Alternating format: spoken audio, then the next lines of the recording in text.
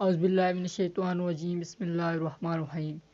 السلام علیکم فرینڈز، دوستو، مجھے امید ہے کہ آپ سب خیریت سے ہوں گے۔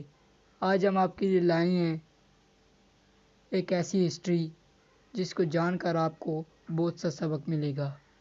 چلیے فرینڈز، ویڈیو کو سٹارٹ کرتے ہیں۔ غازی ارطغرل کون تھا؟ ارطغرل غازی سلطنت عثمانیہ کے بانی ہیں۔ آپ کی پیدائش 1191 عیسوی میں ہوئی اور وفات 1280 عیسوی میں۔ کچھ کتابیں 1281 بتاتی ہیں۔ آپ ہی کے 3 بیٹے تھے، گندوز، ساوجی اور عثمان، اور آپ کے تیسرے بیٹے عثمان نے 1291 یعنی اپنے والد ارطغرل کی وفات کے 10 سال بعد خلافت بنائی، اور ارطغرل کے اسی بیٹے عثمان کے نام سے ہی خلافت کا نام خلافت عثمانیہ رکھا گیا، لیکن سلطنت کی بنیاد ارطغرل رکھ کر گئے تھے۔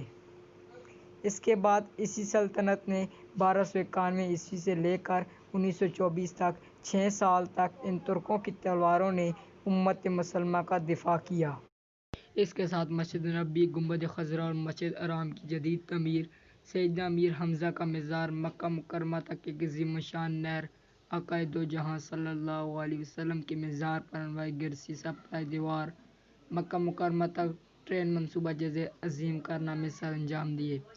ارطغرل غازی کا خاندان وسط ایشیا سے یہاں آیا تھا۔ ان کے جد امجد کے 12 اوغوز خان بیٹے تھے، جن سے یہ 12 قبیلے بنے، جن میں سے ایک کائی قبیلہ تھا جس سے ارطغرل غازی تعلق رکھتا تھا۔ آپ کے والد کا نام سلیمان شاہ تھا۔ ارطغرل غازی کے 3 اور بھائی تھے، سارم، ذوالجان اور گلدارو۔ آپ کی والدہ کا نام ہائمہ تھا۔ آپ کا سب سے پہلے وسط ایشیا سے ایران، پھر ایران سے سینٹرل ایشیا آئے تھے، منگولوں کی یلغار سے نمٹنے کے لیے، جہاں سلطان علاء الدین سلطنت کے سلجوق سلطان تھے، اور یہ سلجوق ترک سلطنت الپ ارسلان نے قائم کی تھی۔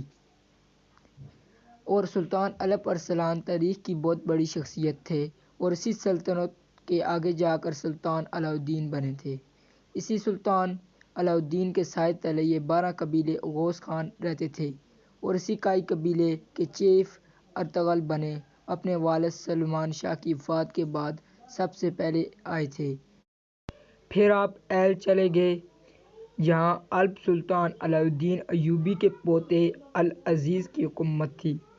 سب سے پہلے ارطغرل نے العزیز کو اس کے محل میں موجود غداروں سے نجات دلائی، پھر اس سے دوستی کی، پھر سلطان علاء الدین کی بھتیجی حلیمہ سلطان سے شادی کی، جس سے آپ کو 3 بیٹے ہوئے، اوپر جو میں نے نام دیے ہیں۔ ایوبیوں اور سلجوقیوں کی دوستی کروائی، صلیبیوں کے ایک مضبوط قلعے کو فتح کیا جو حلب کے قریب تھا۔ اس کے بعد ارطغرل سلطان علاء الدین کے بہت قریب ہو گیا۔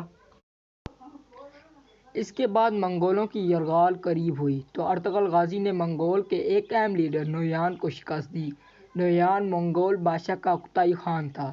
اوکتائی خان چنگیز خان کا بیٹا تھا، اور اس اوکتائی خان کا بیٹا الاکو خان تھا، جس نے بغداد کو اس قدر روندا تھا کہ بغداد کی گلیاں خون سے بھر گئی تھیں، دریائے فرات سرخ ہو گیا تھا۔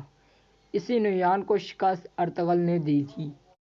اور پھر ارطغرل غازی اپنے قبیلے کو آئے، بالکل سوغد قسطنطنیہ کے قریب، اور پہلے وہاں بازنطین کے ایک اہم قلعے کو فتح کیا، اور یہیں تمام ترک قبیلوں کو اکٹھا کیا، اور سلطان علاء الدین کے بعد آپ کے بیٹے غیاث الدین سلطان بن گئے۔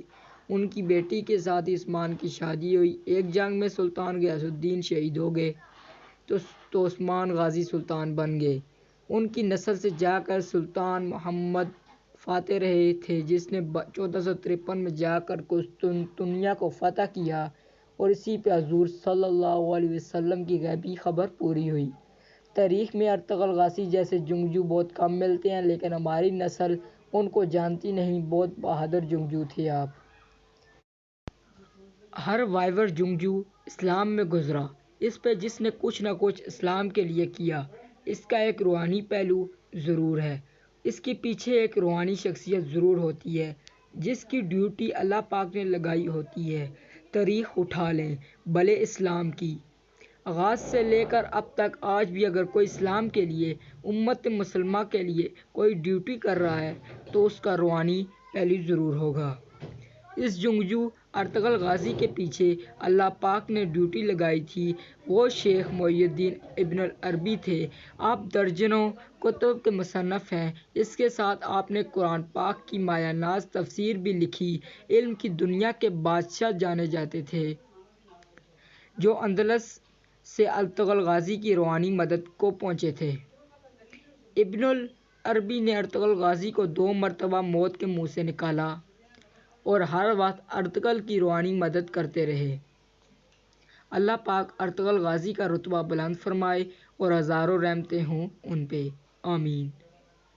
دوستو، اگر آپ کو ہماری ویڈیو اچھی لگی ہے تو لائک اینڈ شیئر کریں اور مزید اچھی ویڈیوز دیکھنے کے لیے ہمارے چینل ملک اسلامک انفو کو سبسکرائب کریں۔